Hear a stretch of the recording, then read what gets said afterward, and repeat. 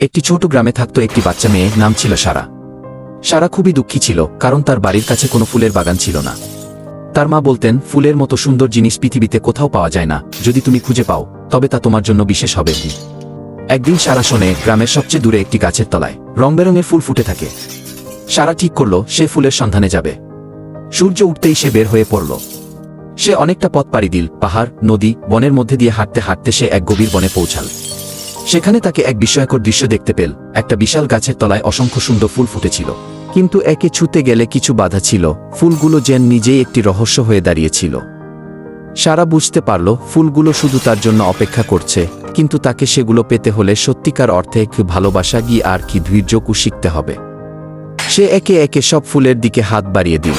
কিছুক্ষণ পর সে দেখল ফুলগুলো তার হাতে সাড়া দিয়ে হাসছে। ওই ফুলগুলি সারা জীবনের শ্রেষ্ঠ উপহার হয়ে রইল, কারণ সে জানল কখনো কখনো একটি ফুল পাওয়া মানে জীবনের সবচেয়ে সুন্দর মুহূর্ত পাওয়া।